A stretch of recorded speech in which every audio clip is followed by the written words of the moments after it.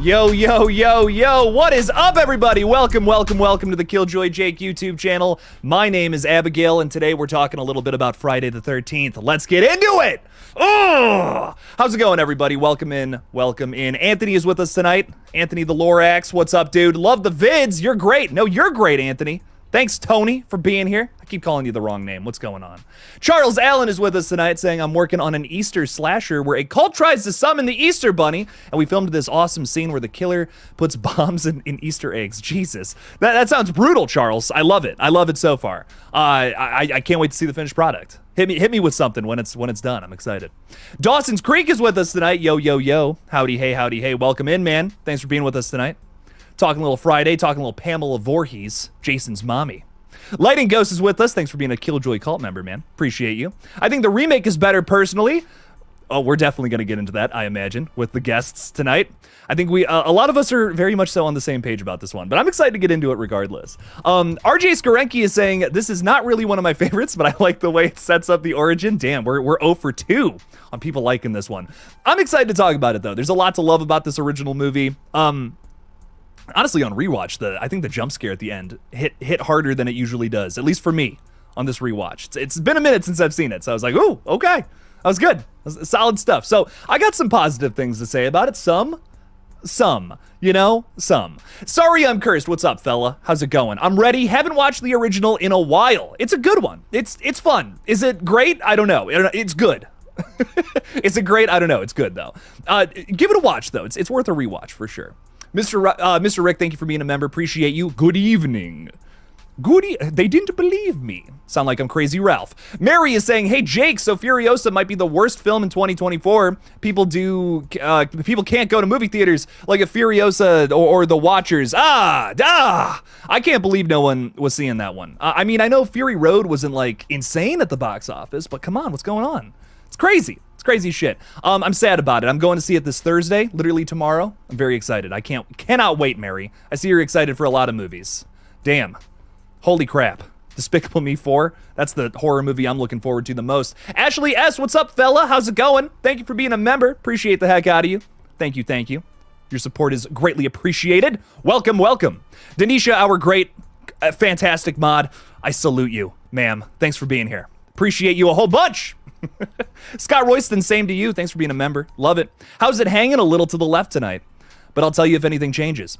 Antitus is saying hello and also throwing a little super chat in there, which we'll get to in just a second here. Jordan Talks Films, thanks for the 2. Appreciate you. It's a poopy movie. 1 out of 10. Pff, damn. Brutal, dude. Brutal. 1 out of 10 for this film. Is it Strangers Chapter 1 bad? I don't know. I don't think it's that bad. I think there's some fun to be had with this movie. Does it get boring at times? It does. But I think it's got some fun moments. I don't know. Maybe that's just me, Jordan Talks Films. But we're gonna break it down with our guests in just a minute here. Just want to say hi to a few of the wonderful people hanging out with us tonight. So thank you for the $2, man. Appreciate the review. Nonetheless, Legion, thank you for being a member. Hi. Hello. Hi, Jake. That's how I'm imagining you're saying that with all the eyes, but I don't know. Welcome in nonetheless. Thanks for your support. Massey is saying, let's rage. Can't wait for the discussion. There's going to be some raging tonight. I'll tell you what, buddy.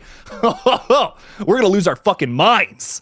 The last 20 minutes are actually pretty decent. I agree, Alyssa.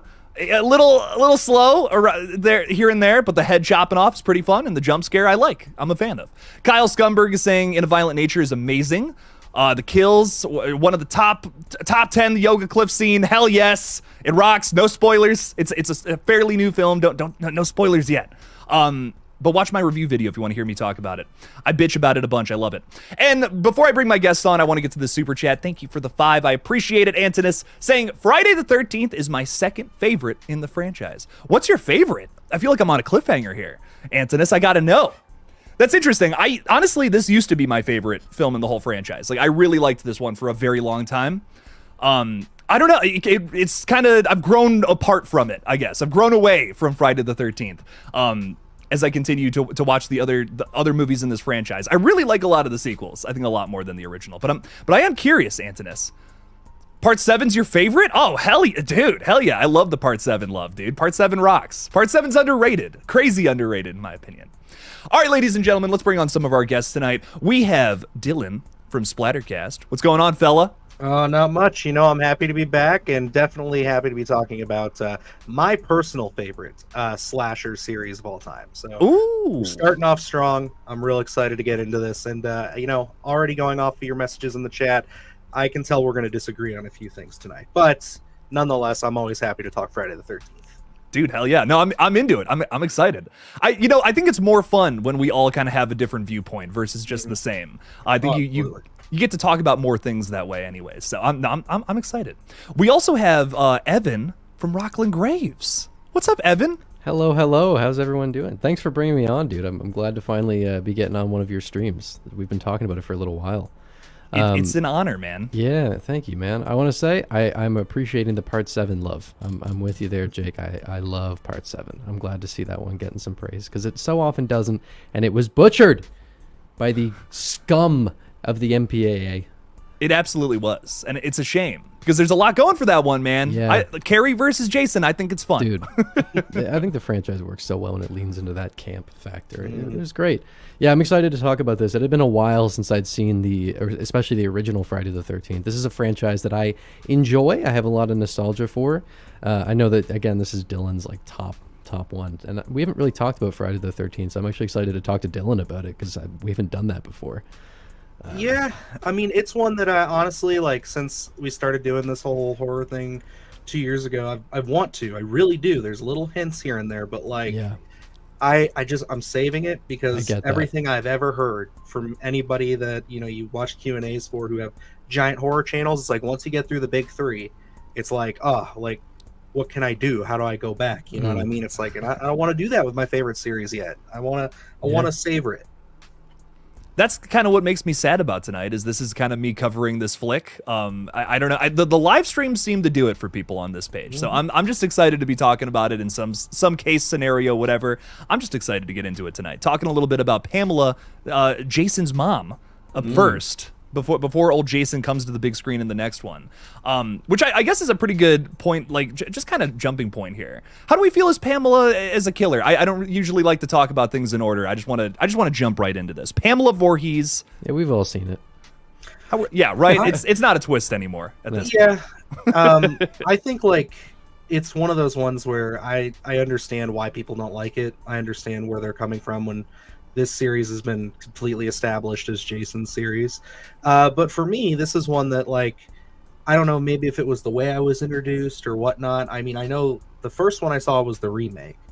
And I was more curious at that point because I had my first exposure. She's in there for about 30 seconds and then, she's gone. But I was excited to go back and almost treat this like a prequel. So I feel like my exposure was not as jarring as it is for some people. So I actually kind of really like Pamela. I think that she's honestly, at times, I would say scarier than Jason because she's still human. She's still no supernatural, nothing to her. She just loved her son, and she snapped. That's all it is. Evan, how do you feel about old Pamela Voorhees? I remember being really scared of her as a kid because it was like, why is Nana trying to kill me? Was kind of how it felt, like it was like this sweet old lady who wears nice sweaters, but then she's murdering people, and that was something that I just couldn't reconcile with. So she used to scare me as a kid. As time has gone on, things have changed a little bit. I think it's interesting because a lot of the times in these franchises, they try to switch up the killer like partway through to change things up, but in this one we have the different killer in the first. I know obviously they did it in part 5 as well, but like the different killer of the Friday the 13th movie is the first one, which I think it's a unique position for the franchise to be in. She's fine. I mean, Betsy Palmer is obviously great. Like, she's a fantastic actor, so she does bring some gravitas to that. I don't find her particularly interesting as a character or a killer, but it's a fun reveal, and it's something that like I have some cool memories with just because I remember her creeping me out when I was younger. Mm-hmm. It's the campiness about her character that I think draws me to her. I think that's like the fun, like it's funny to me now, like as an adult, and as someone who has watched this film like a couple of times. Yeah. Like I just think some of her line deliveries, like they just stick in my brain because they're just so out there. They were making love. Yeah. Like I don't know, shit like that. It just cracks me up. I also love when she's talking to herself as Jason. She's like, go get him, mommy. Kill her, mommy. I don't know. Like it's goofy. It's fun. I can get behind it. There's some great camp with it. But I don't know. I guess I've just always preferred Jason. You know, like I get it. I get the draw to this one. Pamela Voorhees is not the worst killer I've ever seen in a movie. Not by far. So I think it's interesting. I don't think it's like I don't like that they present it as a twist. I think that's my biggest problem with it. It's not really a twist, in my opinion. But I don't know. I think that we have to also pay in mind here, or at least keep in mind, that this was what happened in 1980. This is the film there was never a franchise before when they made this movie. So this being the twist, it I'm sure was very effective back then, because who expects this, seemingly sweet old woman to be the one who's hacking and slashing these kids, and especially with effects work by like Tom Savini, that it's like I will say that revisiting this, I don't want to jump too far ahead, but the kills in this, I don't know if it was just because of the version that I watched it on, but like very, very nice. Like they're very gory, very like they look painful, I guess is the best way I could say. They don't look like they died easy. Nobody Blood really is very does in runny. the series. Yes, yeah, and very that deep red. It's not like the kind of pinkish blood that you see in some of these slasher movies of the time. It's very deep red. I think part of it is like for a twist to really work, I feel like we kind of needed to have met her prior to the reveal that she was the killer. Because it's not really a twist if you're meeting her for the first time when the reveal happens, unless you count the, like 2 minutes we spend before we find out that she's been the one killing people. I almost feel like it recontextualizes your experience. Like, you're starting to think now you have a face to go with all these people. So why everybody, when Steve Christie's walking up, he's like, oh, hi. And then you have, damn it, I just watched the movie and I forget her name. The first counselor to die. How she's just so, like, bubbly and willing to get into the car and stuff. And it makes a little more sense then. Yeah. I just wish, if she was one of the patrons at that little diner that our first girl walks in, like just something like a little one line from this character, that would have done it for me, I think, a little better. Because it's just such a shock. It's like, why is this old lady showing up? Like, who is this? what the hell's going on? I don't know. I will say, though, jumping off your point about the kills, I love them. Done by absolute master of SFX horror and makeup effects, Tom Savini. Fucking rocks in this movie. I love Kevin Bacon's death, especially. But I do want to... That's probably my favorite. Is that your favorite? I think so. I mean, there's a couple... I really like the reveal of... when she's on the... Like, you don't see it happen, obviously, but when the implication of being on the archery range at night in the rain, like, I thought that was really cool. But, I mean, Kevin Bacon's dude is like, that's the money shot. That is the one. No, for sure. That's the Friday the 13th kill, yeah. In a lot of ways. Yeah. Do you like the axe to the head, Evan? I really like that one too. Oh, that's actually really funny because that was the one I was going to say is my favorite. Oh, well, is the axe to the face. I'm a mind reader. Yeah, no, I was confused for a second there. Yeah, I think part of it is just like the effect is so good, and I find her reaction where she just like sees it and is like, ah! I laugh every time. I know, it's so good. But it's another one of those things where like I remember seeing an image of that maybe in like a magazine when I was a kid or something like that, and I was like, oh my god. So that always stuck in my head. So like there's a bit of like a nostalgic touch to it for me with that shot. Plus the build up with the shadow behind it with the axe. So there's it's some like decent suspense build up there. Know. It's that's one of the scenes where you get a little more in terms of build up and suspense. So I appreciated that, and then the payoff is such a like suddenly vicious death. And as goofy as it is, I think you get a lot of character from this camp counselor, especially. I kind of like when she's most doing the like well-rounded, yeah. Yeah, when she's doing the transatlantic accent or whatever in the mirror, she's like, oh, that's fun. I don't know. I'm like, okay, she's playful with this character. It's not just another meatbag or someone doing something crazy offensive like how we get in the first like act of this one. Oh my god, some shit did not age well, man. Yeah, right. That guy, he's obnoxious in every scene, but then you get to that moment, you're like, oh god. And you're just like, oh, damn it. But between this and Killing the Snake, it's like there's a lot about this film that has not aged well. I wanted to talk about that, yeah. Yeah, that's one of those things too that like I didn't know that until I think it was probably that Crystal Lake Memories thing that it was a real snake, because it's like, why of all things, like that would be such an easy thing to just like swap out. But hey, I mean, different time, different era. Especially the fact that they were like holding back the handler too. It's like, yeah. It's not, and it's not nearly as bad as like what we would see with things like Cannibal Holocaust and stuff from a few years before, where they're like, we're just out in the jungle just massacring a turtle and Yeah, that was all these terrible. other things. Like, yeah, it gets rough. So Yeah, no, it's definitely rough shit. We do got a super chat out there from Yurdy G, not to drastically shift tones too badly there. But thank you for the 5. Appreciate it, man. Watch the fan film Jason Rising. He gives it an 8.8 out of 10. We've got to talk about Scarefest also after we filmed the new Tip episode tonight. I love it. I love it. Just for context there, his podcast is Toxic Icon Pod, which I've dubbed the name Tip because I just think that's funny. Just I the like tip, that. baby. I love it. But dude, hell yeah, man. We'll talk a little bit about it. Your boy is going. I'm excited for it. But Jason Rising, real quick to throw this little around our little round table here. Have we seen this fan film? Yay or nay? no, I have not. The only Jason fan films I think I've seen are a couple that I can't even name the creators or titles of from years ago, and then obviously Womp Stomp's thing, the Never Hike Alone series. I've seen all those, so I gotta say I am not familiar with this one. I know of this one. I've never seen it. This and 13 Fanboy are movies that have constantly been recommended to me, and I've just never sat down and watched them.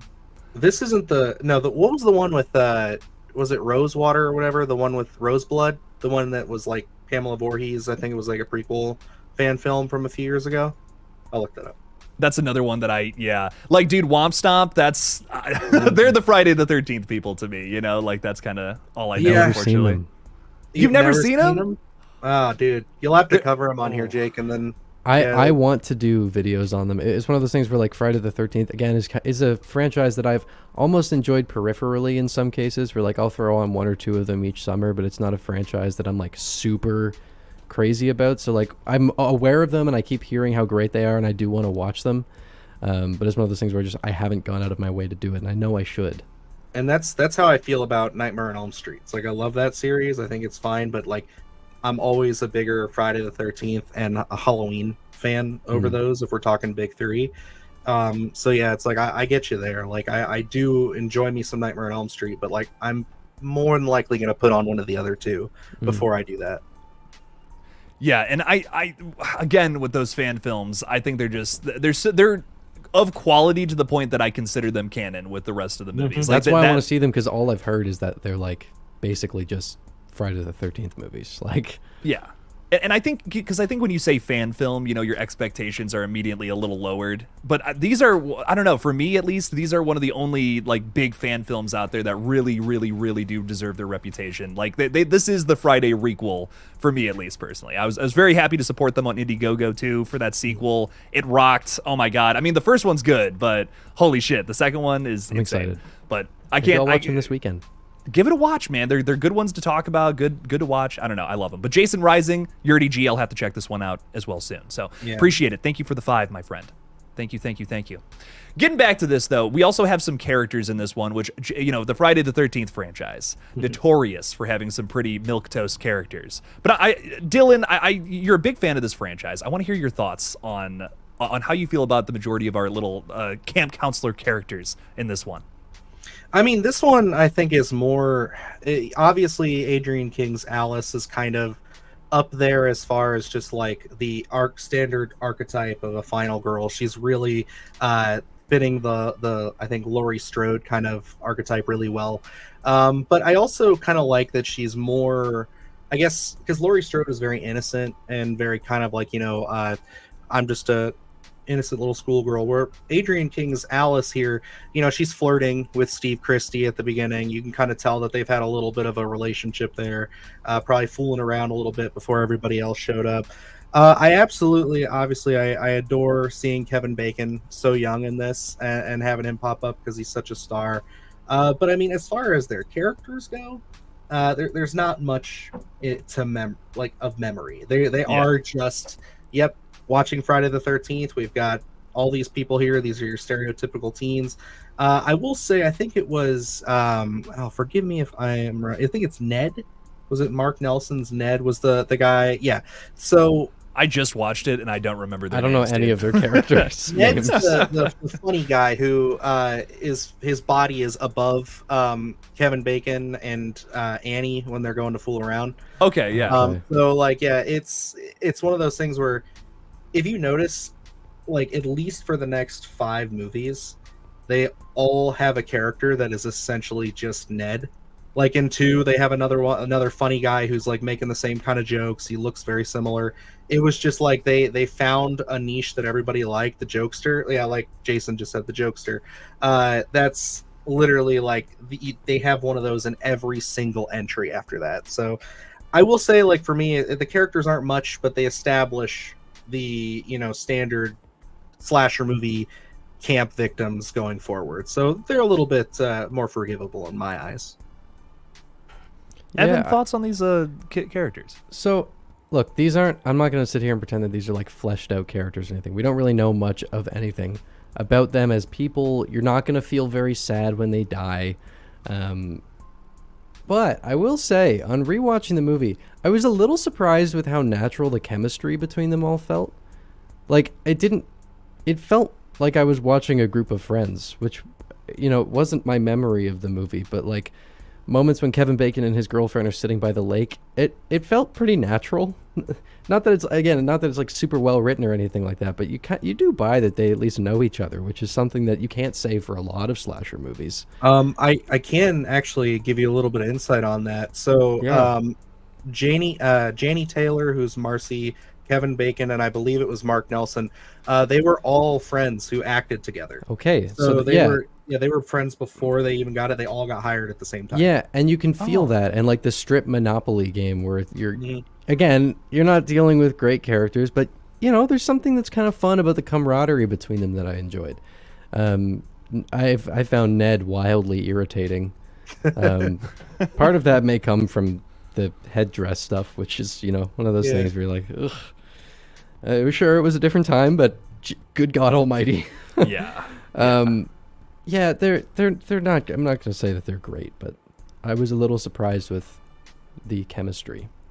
Mhm. I will say I wasn't as annoyed by them on this go around. I did notice a few moments of some just bizarre acting, and that's mainly in like at the very beginning with I can't remember her name for the life of me, who gets her throat slit later on, but she's in the truck with the guy driving her to Crystal Lake. Yeah. And I'm just noticing the back and forth between them there is so goofy.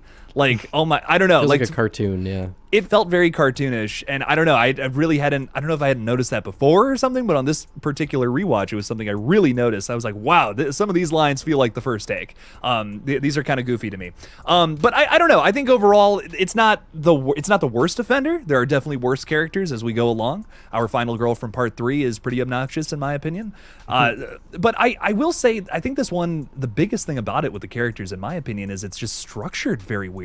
Like we're focusing on our kind of one of our first kills to open the movie, essentially. Like past the opening scene, we're focusing on this girl who dies in the next 15 minutes, opposed to Alice. You know what I mean? Like usually in a typical slasher, we'd be focusing on her immediately, or your Laurie Strode, or whoever. I just think it's a bizarre choice to be starting off with this character who's going to die in the next 15 minutes. That's another thing I kind of picked up on, at least. That was actually because I remember this from a commentary when I got the all the box inside a few years details. ago. I like I This is said, great. I love this series. Like Yeah. I've done Yeah. so much research on this before, and like I've watched all the Cinemassacre stuff, and they go so deep into this stuff, dude. Like they love this shit. But this was one of those things where Sean S. Cunningham took a lot from like Psycho, and wanted to have that kind of, he couldn't get a big name actress, but he's like, I want to have the audience fooled a little bit. It doesn't work the best because she's only in a few quick scenes, and then we're introducing characters off that. It's like it doesn't have that balance that Psycho has. But he was trying to emulate that, and like you said, it's a little awkward, but I think like once you have that in mind, subsequent rewatches, it's you can see the intention there. And I honestly think like her death is one of my favorites, actually, like if I'm really thinking about it, because like It's great. the idea of just being chased in the woods and then having that throat slash, like I thought that was pretty effective. So Yeah, I mean, obviously, I'm not going to try to even debate this, comparison of Psycho and Friday the 13th. But like you don't really feel like surprised or like caught off guard by it. It does just feel awkward because like in Psycho you spend so much time setting up that character and some narrative stuff in here. With this movie it's just like we just look at this person for 15 minutes and then they die and then we actually get to the characters we're following. But that is interesting. I had no idea that was the rationale. And Wes Craven and Sean S. Cunningham, they used to help each other out with their pornos. They would help each other when they'd make them when they were making those movies. And shit. That's yeah, friendship. so it's just funny how like that was Sean S. Cunningham's like intent, and then Wes Craven does it in Scream years later to pay. Well, he also did it in Psycho. Elm Street. Yeah, it's true. It's And true. I thought it worked super well on Elm Street. Mm-hmm. So it's like, yeah, he's it's very funny that like he had that idea. He technically had it first to kind of pay homage, do that, and then Wes just knocks it out of the park both times and creates franchises just with the touch of his finger. Like, dude was super talented. Oh, dude. Yeah, I think the thing about it, like a lot of this movie does feel a lot like Halloween, and now that you bring it up, Psycho, that makes a lot of sense now thinking about that a little more. But there are moments where it feels like shortcomings, where it just feels like you're like pastiche. You know what I mean? It just feels like you're taking this thing and just kind of trying your hardest to make it your own. There are times where I feel like it really works though. Like I think the ending jump scare, for instance, I think that hits like a lot harder than the Carrie jump scare, which that's clearly, trying to just take that and make it its own. I don't know, maybe that's just me, but I feel like this jump scare way better than the Carrie one, where it's just her hand coming out of the grave. But that's absolutely just iconic, dude. Yeah. Like it is like the most iconic image in this Totally. film entirely. And I mean, if I'm remembering this correctly, the sort of catalyst for Friday the 13th was them kind of just being like, we need to rip off Halloween because that was super successful. Yeah. And you can feel a lot of that. But there's a lot more downtime in this movie. I don't feel like this franchise even found its identity until 2. Like, honestly. Oh god, no. Yeah, it's like one thing you can say is that there was no other movie in the franchise that feels quite like the first one. For better or for worse. It's at least unique, even inside of its own franchise, which has a reputation for kind of repeating itself. So there's that to be said about it. Yeah, I think and to kind of hit on like those beats that I feel that it tries to hit with Halloween. Like we have this ending in the third act here. Ending in the third act, that made no sense. We have this sequence in the third act where Alice is running around and it's her final girl circuit. She's seeing all the other dead bodies. It feels a lot like just exactly what John Carpenter did 2 years earlier. I do feel like there's a lot of like, oh, we have to do this because this is the blueprints. You know what I mean? I just feel like there's a bunch of moments in this movie where I feel like they could have just skewed off and done their own thing, and it probably would have been cooler than what actually ended up happening. But Dylan, I want to throw this at you. Do you feel like there's any moments of this film that are too similar to something else? Do you feel like they could have done something different? What are your thoughts on all that? I mean, I think like if there's any sequence that is like the most similar, it's probably that, or the way that they shot the handheld stalking sequences, like when I think it's Pamela is like looking at them from across the lake and you see the hand move and stuff, picking things up. I mean, obviously that's very intentionally trying to get the same effect that you had from the opening of Halloween. But yeah, when she's discovering the bodies, the only thing I will say about that's a little, at least a bit different, is because they were trying to redo Halloween, or at least rip it off in a sense. They added a lot more blood. So it's like when you see, I think it was it Bill who gets the arrows up against the door? Yeah, so it's like that's a crazy, like pretty awesome shot when she opens that up and you see it. It's very brief, but they do not skimp on the blood. As to where Carpenter didn't need that. So, and I think it just comes down to taste. It's, to me, it really is just, this is just the poor man's version of Halloween, and it's a lot of fun. I mean, you just go in there and you're there for the kills, you're there for the gore. And I think they just tried to wear that on their sleeve as they went forward. So, yeah. Evan, thoughts on that? Yeah, I mean, Halloween is one of my favorite horror movies of all time, so I'm definitely like, there's that little like fanboy in me that's like, fuck you for trying to rip it off and failing at it. But I mean, they didn't fail. It worked. They absolutely caught the success, and in a lot of ways, Jason is the most iconic horror villain maybe ever. Like the hockey mask is just ubiquitous at this point. But yeah, I think the biggest thing is like the sequence when she's running around and finding the bodies, and what really started to weigh on me with that was, if you look in Halloween, there's a bit more like motion to what's happening through that sequence, whereas in Friday the 13th, she stacks all that shit on the door, which she spends like 3 uncut minutes doing, and then almost immediately takes it all away. And then she runs out, and then she comes back to the exact same building like 2 minutes later, so we're already retreading the same reveal again. So like it's just this like kind of a lot of wheel spinning, which felt like a result of trying to rip off Halloween but not doing it with the finesse of the suspense and the pace that made that work.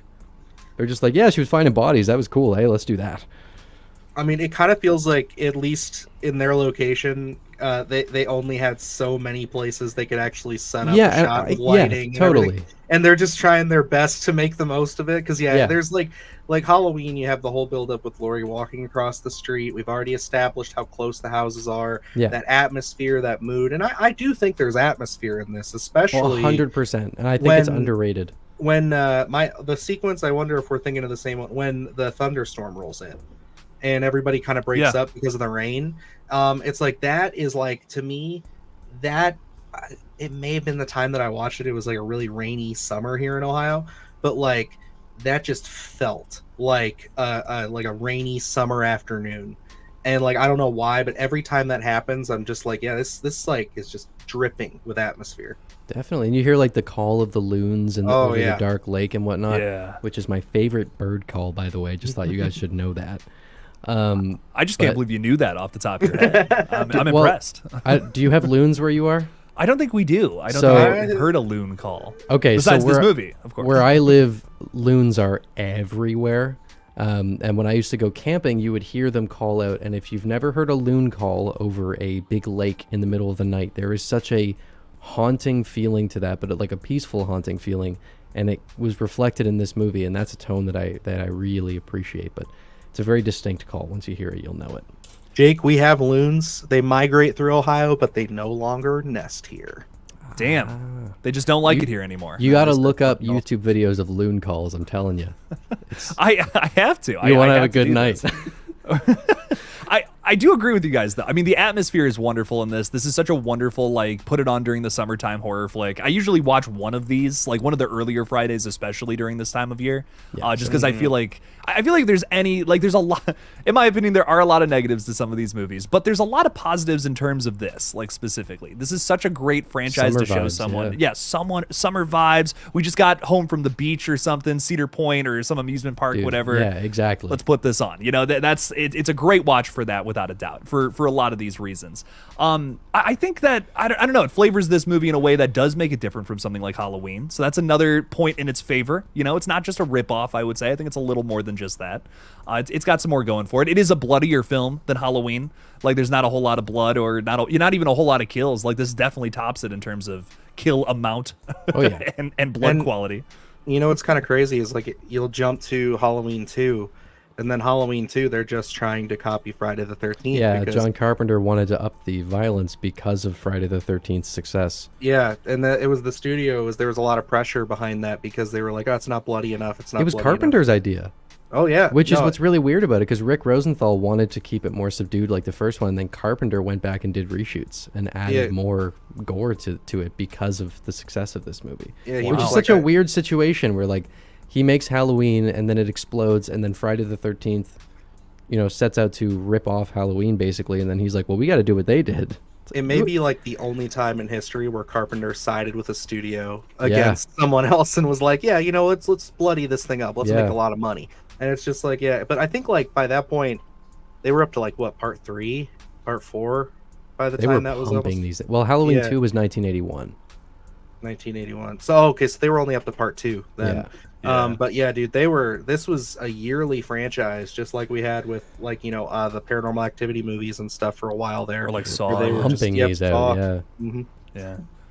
It's fun for that reason, though. I think you can, like, we were talking about how, like, this kind of finds its footing a little more as the movies go on, and I kind of love that about this franchise, especially in the earlier films. Like 2, it's like we're getting a little closer to what Friday the 13th is, and then by like 3, I feel like we're full-fledged, like, okay, this is what people know from this franchise. 4 is like, I feel like one of the better films in this entire series just for that reason. It's like they finally figured it out, you know, in a sort of way. And then it kind of, you know, it gets fucking crazy after 4. It's like 4 is like, here's like what everyone thinks of when they think of Friday, and then it just fucking skews past that, which I love personally. Yeah. Like 5, 6, and 7, and 8. Like, I kind of love all those movies for how fucking bizarre they are, but 4 is like a quintessential slasher movie. yes. That's like when you think about the slasher formula, that is like the most pure version of that.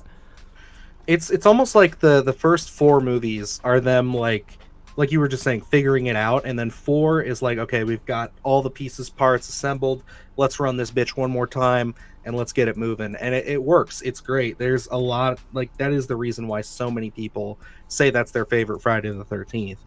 Mine is personally part 6, but that's just because that's when this franchise is just like, okay, now we're just gonna go full crazy They embrace factor. They really do, and I love that movie. But 4 is like, I would say probably objectively the best of the franchise, just because, like you said, they are just building up and they figure it out. And I like that too, Jake, that they're just kind of like adding things as they're going along. So like the hockey mask doesn't show up till part 3, you know what I mean? Like, that's so cool to see what is stuck as the series goes on. And I think you see them slowly get away from like taking things from other franchises too, which is funny, because even like in part 2, it's the town that dreaded sundown look for Jason, which is so funny to me. It's like, oh well, we need a different killer. What do we do? Let's rip it from another popular slasher. It's I don't know. It's funny to me. It's interesting. I think there's some great advice here in the YouTube space about like when you first start off your channel. It's like, try to like emulate someone you like and then find your own voice through that. It's almost kind of like Friday the 13th was doing that back in the 80s. Like it's a weird thing to talk about. I don't know. No, Evan, I definitely get it. Hell yeah. Evan, I was gonna say, like, what are your thoughts on the evolution of this franchise moving past this strange starting point? Yeah, I mean, I feel like we're all kind of in agreement here, where those first 4 movies are them like kind of stepping stone, finding their footing. Part 4 is not a very interesting answer, but part 4 is my favorite of the franchise. I just think it's the most like tried and true. That's the one that I tend to gravitate towards. Like, if it's a Friday the 13th, I'm probably gonna reach for part 4. But then I do enjoy where it goes from here. Like, it's been a long time since I've watched a lot of these, and I may have to go through all of them this summer. Just because it's been years since I've seen some of them. Part 5 is interesting. It's bizarre, but I don't think it's as bad as a lot of people say it is from memory. I think it's fine. 6 is a blast. From the second they like parody James Bond in the opening, you're like, all right, they fully know what they're doing. It's a ton of fun. 7, as I said, I love part 7, kind of blending Carrie in with that. And then we get into Jason Takes Manhattan, which, you know... it is what it is. You don't like Jason on a boat, man? Well, I wanted Jason in Manhattan, funny enough. But then it was Jason Goes to Hell, and then he's demon sperm, and that was weird. You know, possessing people through their pussies and whatnot. That was a fun time. It's weird because the franchise really hasn't, like, obviously we haven't had one in so long, and then we had like Freddy vs. Jason and the reboot, which I like both of those quite a bit. Freddy vs. Jason, I will defend till the end of my years. I think that movie gets so much undeserved hate. It is an absolute blast of a slasher movie. I don't know what people were expecting. I don't know what they wanted out of that Freddy vs. Jason didn't deliver. And I don't know if that's technical. I guess it would more so be part of the Elm Street franchise because it's a New Line, I guess. Well, but it's part of both. It's part of both franchises. Arguable, anyway. right? Because like Friday was technically New Line for a while there at that point. But Friday I just mean like in terms of people who started it. Places, like, and I gotcha. Yeah, I would say, like, not to turn this into a Freddy versus Jason thing, but like, I would agree with you that it is more set in the Nightmare on Elm Street like universe. Kind of feels more like an Elm Street one, yeah. It's only, I think, that way because Jason goes to Springwood. Yeah. And he spends the majority of the time there until the third act when we go to the camp. But like if we were to take place like in the woods and try to do something like that, I'm sure it would feel a little bit more Friday the 13th, maybe. Yeah. To try and answer your question a little more concisely, because I got very long-winded there. It is a weird franchise, and there are some movies that I really enjoy, and some that there's none that I'll be upset watching. Like I'm never in a bad mood watching a Friday the 13th movie. They're all fun, especially around this time of year is when I start reaching for them, and I think it may be time for me to go through some of the others because regardless of, qualities of filmmaking being varied, we'll say, they're a good time. They're a blast. That's what makes it fun, though, man. Like, I think even though some of these are bad, like, you're going to get hits, you're going to get misses when you have a franchise like this, which is constantly building on top of each other. You get that scene in part 3 when she's going up the spiral staircase, which is one of the most atrocious performances I've ever seen, but I wouldn't have it any other way. I don't want that going anywhere. I love that moment. Dude, part 3 is part 3 is rough. I think like that's one that I don't know. I guess we're not talking part 3 right now. I don't want to get too much in detail. I guess we're not, but the 3D scenes in that they just I don't know. They're not subtle. No, they're I just remember letting you know that image of Jason in the window at the end of the movie. Yeah. I remember when I was first watching slasher movies, what I was doing was I was going on my iPod in the middle of the night and I was downloading Movie Box, which was like a torrenting app. Yeah. And I was watching slasher movies in bed on my iPod Touch on school nights when I was supposed to be asleep. And I remember like being half asleep and watching the end of part 3. And there was something about that moment of Jason in the window that was so eerie to me. And that has stuck with me since then. So I have a soft spot for 3 just because of that memory, seeing it for the first time and the kind of like half awake, half asleep state I was in that kind of matches some of the weird dreamy stuff in that movie. Anyway, I know we're talking the first one, but I love it though. 3. I wanted to say part 3 growing up used to be my favorite. I like part 3 a lot. Yeah. Okay. Hell yeah. Well, Jason here says that parts 1 through 4 are pure gold. I would agree. Yeah, it's hard for me to disagree, man, because agree. I feel like when you think of Friday, these are the movies that really are like you said, like quintessential Friday the 13th. As we get into the later ones, it skews off. It tries to do some stranger stuff to bring the audience back and be interested in it. In my mind, this is the golden era, and then part 5, 6, 7. If you want to throw Freddy versus Jason in there, you could probably put 8 in this, but that's when it really starts to go as the silver, and then the Jason movies and whatnot, that's the bronze era. So it's like that's what you get, and I think it's like, at least with the amount of films we have right now, that's the best way to put it. Because 1 through 4, there's a reason why the remake essentially just takes elements from all 4 of those movies and goes forward with it. And the remake, like, the more I watch that one, the more it like slowly becomes my favorite. Like I was just talking I love the remake, man. I think it rocks. I was just talking to a buddy who I'm gonna have on for the part 8 one. I'm figuring out all the guests as we go along. For those who don't know, we are doing like a stream in the middle of the week for each one of these movies for the next 12 weeks. It's going to be a little fun thing we do on this page. So make sure to check them all out. It's going to be fun. Very excited to talk about all these movies. And I have him on for part 8, but he's like, dude, can I get on for the remake? And I'm like, everyone wants to talk about the remake. Like everyone across the board who I have talked to is like, dude, put me on for the remake. I think I know someone else who might want to. Who else? Do a massive 10 like Dylan people stream. I would love to talk about the remake. Part 6, if I have to pick only one other that I can appear on, part 6 will be the one.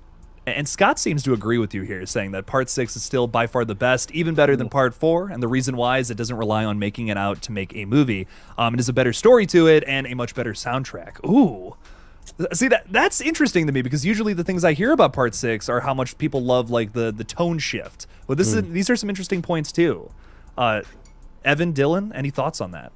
I think overall part 6, the reason that I like it the most is I think it has such a shift in atmosphere and change. It does feel like it's kind of almost paying homage to those older style Universal Monsters horror movies with kind of like the gags and kind of how we're doing things with that. But yeah, I mean, overall, I think it's awesome to see a character like Tommy Jarvis, who is introduced in 4, one of the best characters in the entire franchise.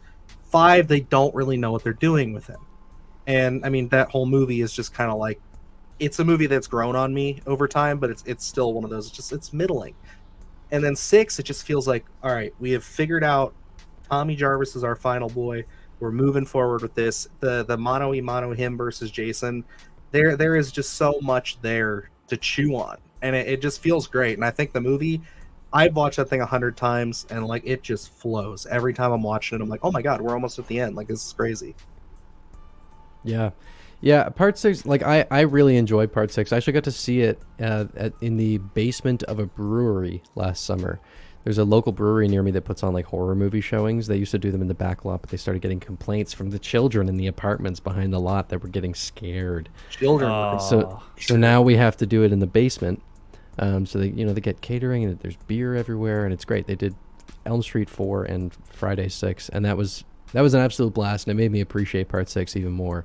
It's not my favorite one. That the humor is too much for me in part 6 is my big thing with it. There's humor in all of these movies, but like I think if you look at part 4, it's not that it's like a disturbing movie, but it's a little darker.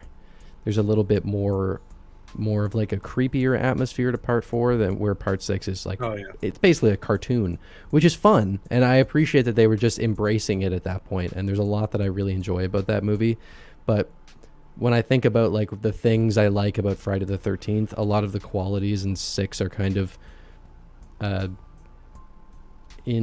at the expense of the things that I enjoy about Friday the 13th, but it is a blast of a movie. Part 4 is also just like the perfect crescendo for that first era. Like it does feel like you could have ended the franchise right there, and it would have been satisfying. It would have all connected. 100%. Just His leaving on death in that final perfect. shot of Tommy Jarvis. Oh, dude, the death in that. I mean, we can't do it, but like, so good. One of the best in. I did a top 5 list last year of like best Friday kills, and that was like I think number 2. And it's just like because it's one of the greatest practical effects in the entire franchise. Mm-hmm. Oh, without a doubt, dude. Oh my god, his head sliding down the machete or whatever. Like, I remember watching so the BTS when I was a kid and just being blown away by the effect. I had no idea how they did it. I didn't understand. Oh no, it's fantastic, and I think going back to part 6 for a minute, I think my thing, like, I love this movie for its like goofiness, but I think what loses me is like as we get into the third act, it's almost like, okay, we got to be a Jason movie again. We gotta shift gears and do like the usual how you feel like this should end. I think that's my only criticism of the whole film. Like I really enjoy it for how it really does shift the tone, but it's this is a weird comparison, but almost like Scream 6. Like I feel like Scream 6 was like they were trying to do this like different thing the whole time. They weren't really focused on the murder mystery, and then at the end, right, like they're like, okay, we got to remember, this is a Scream film, here's the big reveal and all that, and it's kind of like I don't know. I was vibing with that until we made it back to where we were at square one, if that kind of makes sense. But I still love part 6. It's such a fun watch. It is definitely one of the better films in the franchise for me. And that kill of him snapping that dude in half is one of the best in the franchise. Snapping his legs. Oh my god. I was gonna say don't compare that to Scream 6, please. I will leave that. I'm kidding. No, that's actually I get what you're saying. Comparison. It is pretty good. I think like I need to rewatch Scream 6. It's been a little bit. I've only seen it the one time in theaters. Yeah, same. But like, it's okay. I'm the only person on planet Earth that likes it apparently now. So, I like it still. I think it's fine. We're not going to turn this into Scream 6, but I will say that maybe it is my defensiveness because it's my favorite. But like, I like the third act because it's the first time that we actually see Jason interacting with children. That is a very good point. A very, very good point. It adds a lot of tension, in my opinion, that we don't get like in something like part 1, what we're talking about, where it is just kind of like she's running through the place finding all the dead bodies. It's just one by one. It's like you compare that movie to this movie, and it's just like, man, how far have we come? Like, look at that. Like, and I do get that. I think like you can feel the tone in part 6. You know that no kids are gonna die, so like. I like that it's there, but there was no part of me watching part 6 where I was like, is he going to kill kids? I was like, I know that they're going to be fine. But it is nice to actually have them there.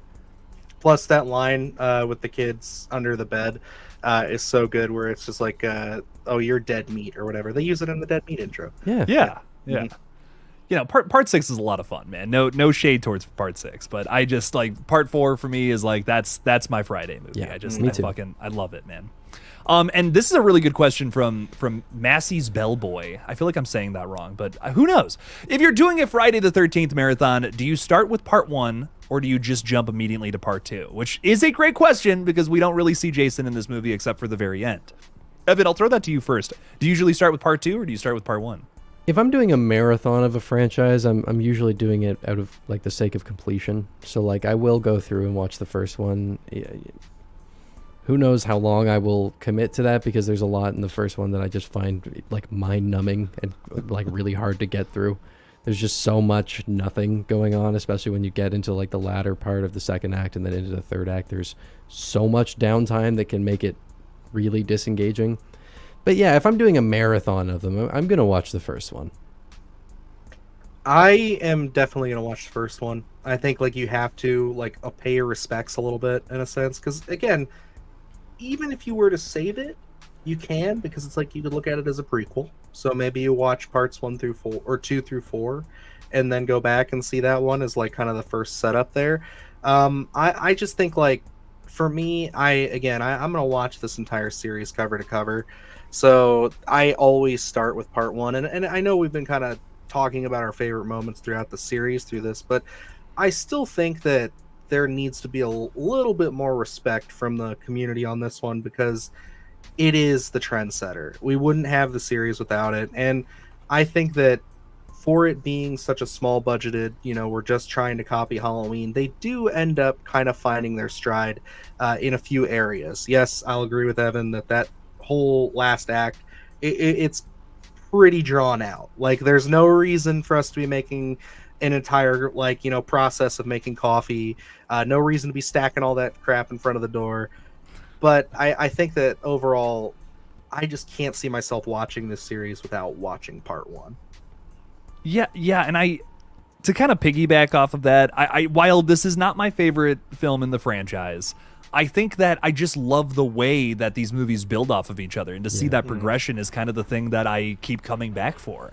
Like I don't know, for me, like I'm not exactly super attached to a lot of the characters in this universe, but what I do love about it is the filmmaking process that you can clearly see on screen. You know what I mean? You can see these people who are just hungry to make a good movie, and you see that in each movie get a little better, and I love that. Like we're seeing that right now in the Terrifier franchise. Like go from Terrifier 1 to Terrifier 2. Well, like from All Hallows Eve to Terrifier. Yeah. Look at the great difference point, between right? Art the Clown when you look at the Ninth Circle. And how it just see how builds. that character, yep. And Exactly how it the same evolves. thing. I think that to me is the most interesting thing about this entire franchise. Is just to see how this character and these stories constantly progress, and how they change through different creatives, and how everyone's different take on it. I love it. I can't get enough of it. I will definitely be going through this franchise many more times more in the future, with that being maybe my biggest draw. And I do want to say, I want to come back to this, but Damien Leone, Friday the 13th movie, if it could ever happen, how are we feeling about that? You think he'd nail that? Because I honestly think of all the slashers, I would say that Terrifier probably pulls more from this series than any of the others. I think Elm Street. I mean, with the supernatural stuff, maybe, but dude, like just the pure like violence and the way that Art the Clown just like rips people apart, because there's so much of that in this, where it's just because, and I only say that because, for the most part through the Halloween movies, Michael's pretty quick. He's pretty gets down to business. He's there for the kill. Jason, he's very messy. He'll slash you up. He'll do anything he can to rip you apart, and that's very much Art the Clown.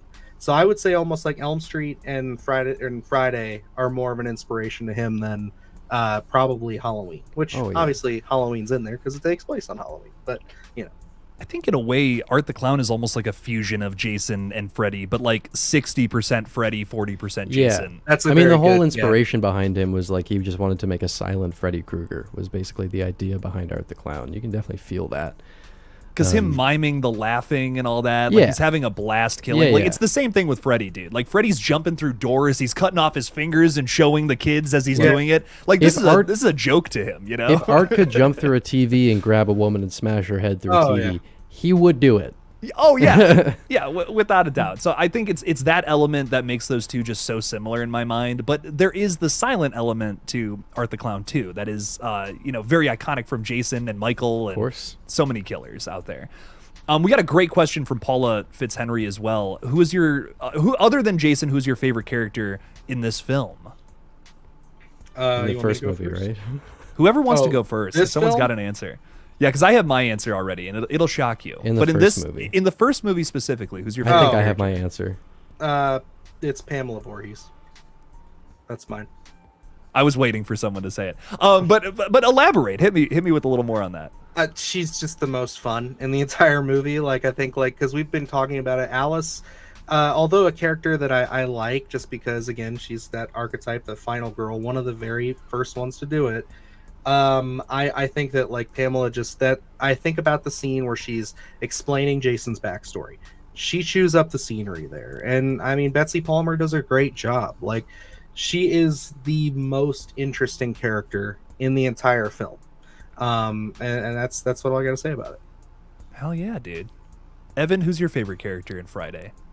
I might have the dumbest answer, but it's an answer where as soon as you asked it, a name popped in my head and it has not left, no matter what sort of, mental gymnastics I'm trying to do right now. It's Crazy Ralph, man. I was thinking that, yeah. It's Crazy Ralph, man. I cannot help but just be beaming. He's barely in the movie, but every single time he's in the scene, I just don't want him to go. And then he just starts biking off into the distance for like half a minute straight. We just don't cut on him just biking away. I'm like, I love this so much.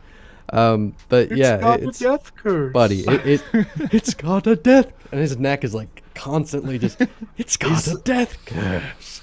But he's yeah, absolutely the best, dude. It's Crazy Ralph. He's my favorite character easily in this movie. I also love Crazy Ralph the best. Like, there's not enough of Crazy Ralph. He just pops up in the pantry. What's he doing in there? How long was he in there?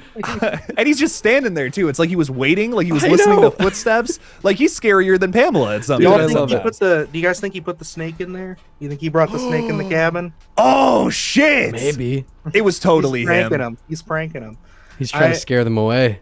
Oh, good. There might be something to We've got a theory going here, lads. Shit. I also love that. Other than Tommy Jarvis, and I guess he could say Alice for part 2, he's one of the few returning characters to make it true. over films in this early part of the series. He doesn't make it much further, but he makes it, So, yeah, I love Crazy Ralph. I want a Crazy Ralph NECA figure. I've been saying it for years. Oh, my God, yes. Even as someone who, like, this isn't my number one franchise, I would buy a Crazy Ralph NECA figure in a heartbeat. Absolutely. Just give him the bike and everything, dude. He has to be on the bike, and he's got to be in that really weird posture that he rides it in, where he looks like a Lego character. Like, I need that. Unnecessary touch to this movie, but, like, I couldn't watch this movie without him. No. I couldn't. Oh, it's a staple, dude. It's a staple of this film. Yeah. Even in part 2, I mean, he's great. Like, dude, on a daily basis, I quote to myself the part in part 2 where he walks up to the people at the phone booth and he's just like, they didn't believe me. Dude, it's so good. I love it. I love every second of that. Give me 100 more movies with Crazy Ralph. Come on. Yeah. We were also talking earlier about how, a lot of these characters are archetypes. And I feel like this is kind of one of our first Harbinger characters. Would we classify like Dr. Loomis as that too? Or is Crazy Ralph more so? He was their attempt at a Loomis stand-in, someone who could deliver sort of a warning to the characters and be afraid of the thing that no one else thinks is a real risk. I do want to throw in, I just had the thought, what if they remade it and cast Nick Cage as Crazy Ralph? Oh my God. Wow. Bro, please. What? Please. Think about how perfect that they didn't believe me. They didn't believe me. Dude. I want this so bad. But yeah, no, I definitely, like, while I was watching this, I could tell, I was like, obviously he's not like the same as Loomis, and they're not trying to do a Loomis archetype, but they wanted sort of a Harbinger character, someone who seems like they understand that something's going to go wrong, which is, it's Loomis's whole thing, and they're doing it here, but Ralph is so much more on the nose. I was sent by God. Honestly, like, I'm a little shocked that you guys are comparing them, because I never made that connection, just because Loomis is such an important character to, I just mean in the purpose they're trying to serve. No, and I totally get it now, but, like, I've never made that connection before, where it's like, this is just their lazy attempt at a Loomis. It's like, there you go, let's go. Thank God, though. Oh no, I'm so glad that they did it. I mean, really, the only Dr. Loomis definitely does a better job at this, but really the main purpose of this is just to act as a hype man for your slasher. Just be like, dude, he's the scariest motherfucker out there. And, like, no matter what he is, you just got to get out there and just hype it up. Yeah, dude, and I love it. I want Nick Cage. I need to hear Nick Cage say that. Make it happen, New Line. Get it out We're there. all Cast doomed. Nick Cage. Otherwise, you're making a mistake at this point. Scott is throwing $20 out there, dude. Thank you for the super chat. Really appreciate the support, my friend. Saying part 2 was great with story and characters. 3, story makes no sense. The look of Jason's, with how he changes his looks. Okay, fair, whatever. 4 relies on crude language, nudity, and making out, where 6 took time with story and characters, which put 6 in the gold category. I don't know if I agree with yes, 4 has a lot of horny teens, whatever, but I don't know. They all do. They all do. I don't know. I feel like there's lots of love in 4. How do we feel about Scott's comment here, Dylan Evan? I'll let Dylan go first. I agree with him wholeheartedly about part 2. I think part 2 is easily one of my favorites. It's top 3. And I gotta say, part 3, yeah, it's kind of all over the place, but I think that for me, there's a lot of fun moments in that. Like, obviously, him getting his hockey mask, it's absolutely iconic.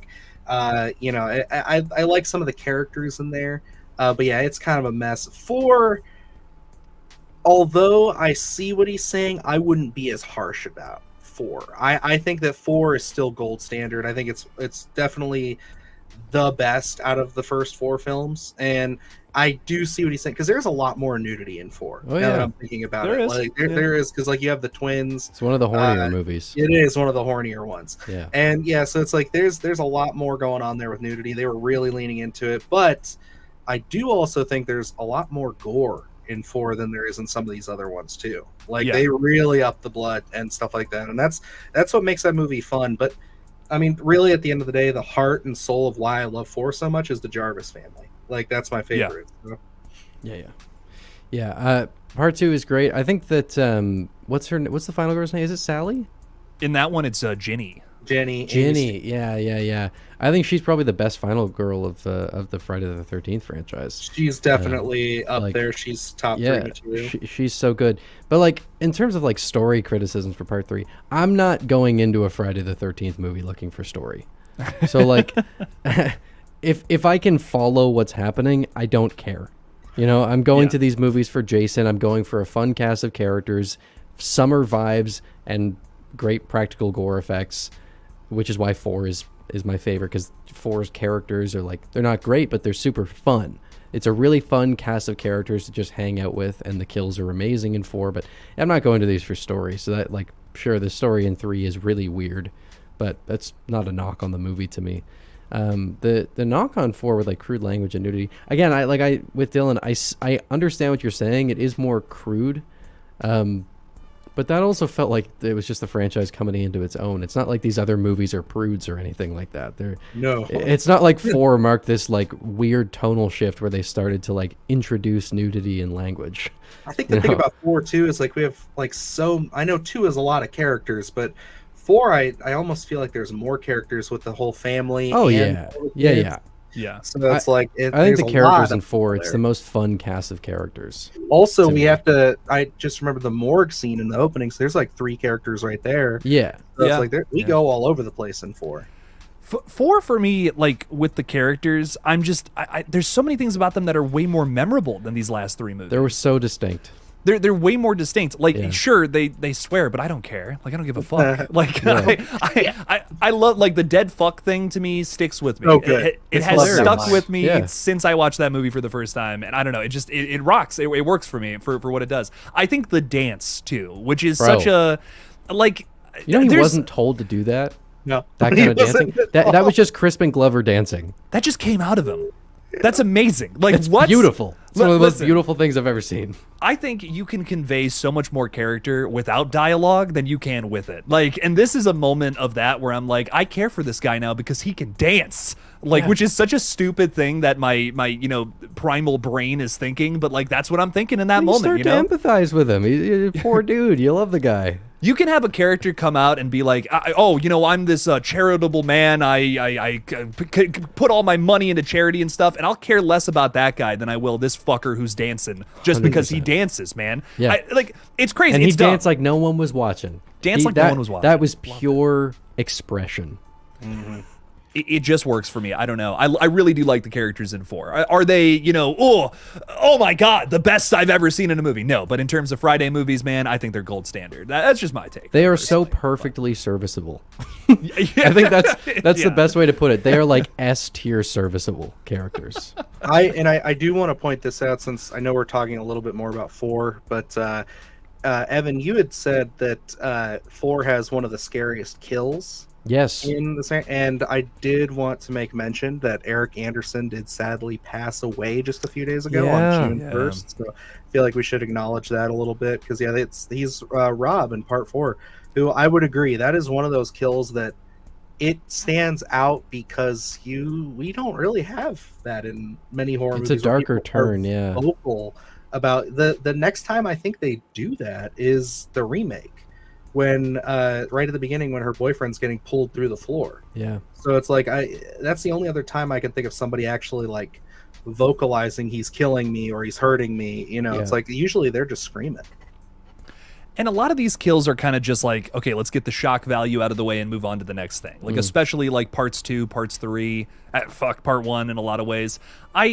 And that's fine. That works. You know, that works for early 80s slashers, but I do like that you get a little variety in part 4 with the kills. That starts to happen a bit. Yeah. Those are my favorite kind of slashers, at least, where it's like the kills elicit different emotions. Sometimes you're sad, sometimes you're laughing, sometimes it's the most fucked up, brutal shit you've ever seen. Those are the best kinds of slashers, in my opinion. Oh, yeah. I did not mean to completely derail this part 1 conversation, by the way. We're talking about Friday still. That's what matters. Yeah, I mean, I really, other than I think the only part that we didn't discuss. I was going to say, I think it kind of speaks to how little there is. Yeah, there's a lot. We covered it all pretty quickly, but like the ending, like the whole like final segments those are the two big talking points we could even probably touch on left, is just how they take out, Pamela Voorhees. And the fact that her head is just a reoccurring thing. And it's also Tom Savini's hands. Yeah. Yeah. And I mean, again, we talked a little bit about it, but the absolute last shot, I think one of the things, and I'm kind of surprised that you didn't talk about this, Evan, so I will, is Harry Manfredini's score. I was going to touch on it. Okay. That's great. Yeah. Because, like, I was refreshing myself, doing a little bit of research.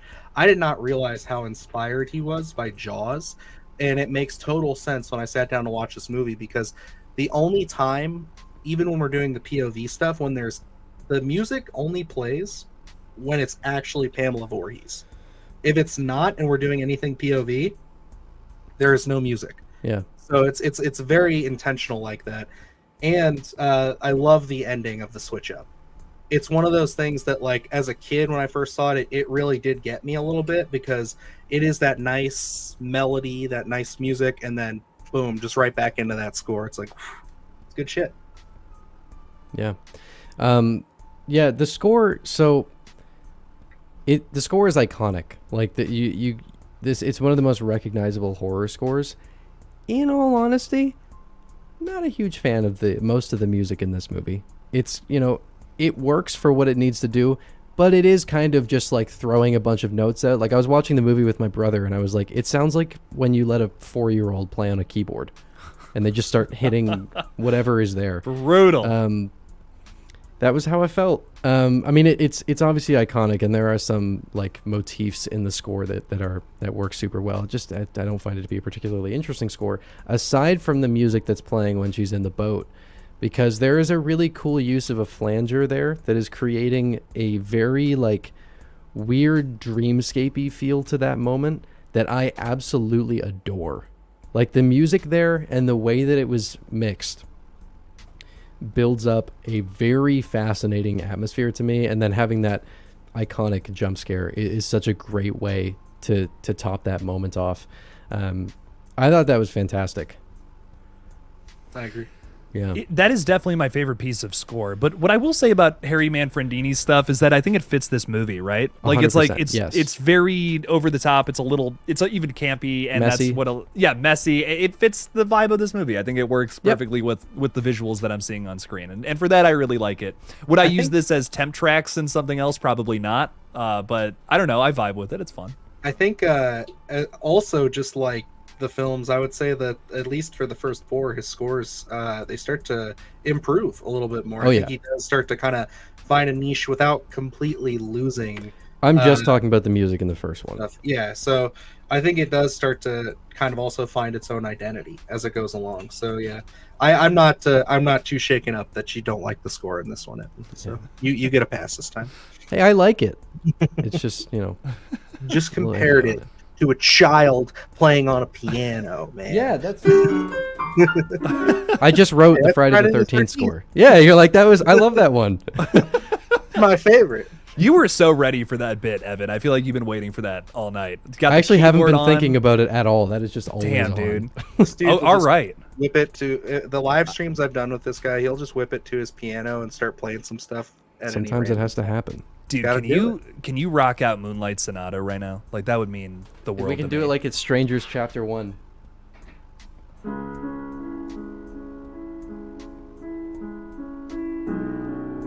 Please don't get copyright claimed. That's what I was about to It's in public domain. It's public domain. He's been dead for a yes! long There we time. You're go. good. There we I didn't go. think he'd be able to do. Wow, that's awesome, Evan. On the spot, rock and roll, dude. Hell yeah. This guy fucks with instruments. He's great. Like honestly. I fuck my instruments.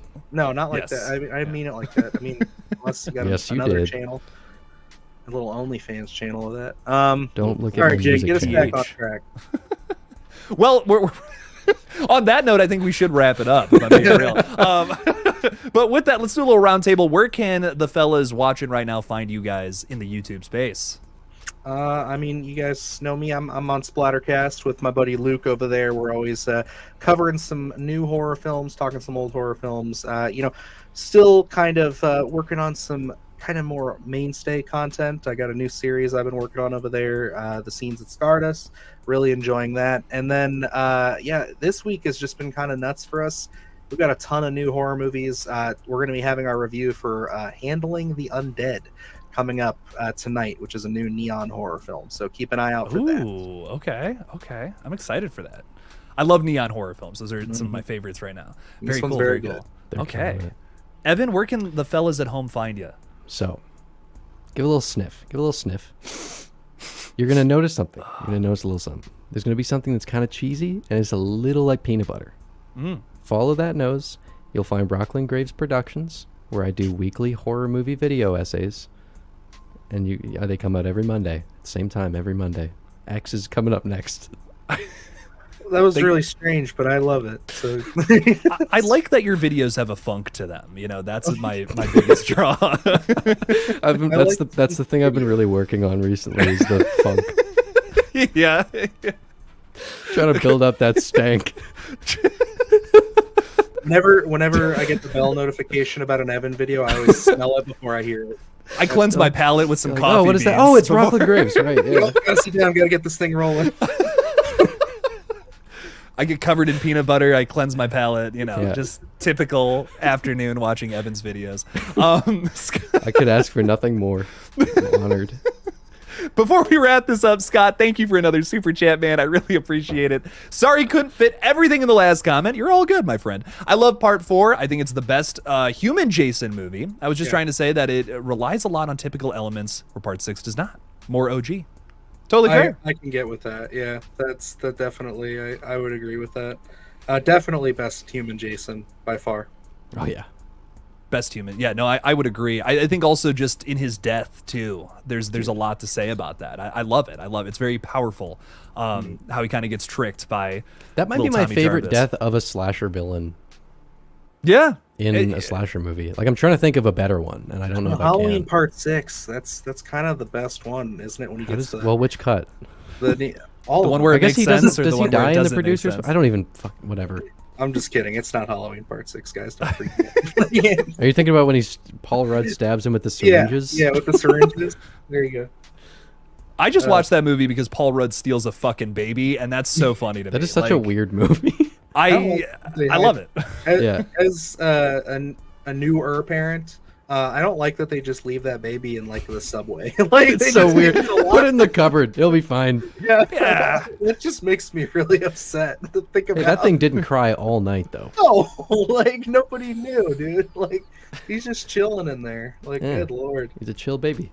Big yikes. Scott, thank you for the 10. Really appreciate you. And thank you all for watching this crazy Friday the 13th stream. We will be live not next Wednesday because we have a very special opportunity next week as we have a 13th in the week. It's not quite a Friday. It's a Thursday the 13th, but god damn it, it's close enough. So join us next Thursday to talk a little bit about part 2. Maybe my favorite, almost my favorite film from this whole franchise. Not wrong. So. It's a good fucking movie, dude. I love it more I watch it. I love part 2. Yeah. It fucks, as the kids say. It does say. fuck. It do be fucking. Mm-hmm. Like me with my guitars. Exactly. Well, thank you all for watching again. Yeah, subscribe, like this video, do whatever the fuck you want. I don't care. All the love to you guys. And as always, don't forget to kill it out there, y'all. Peace. Oots. Was that a Canadian?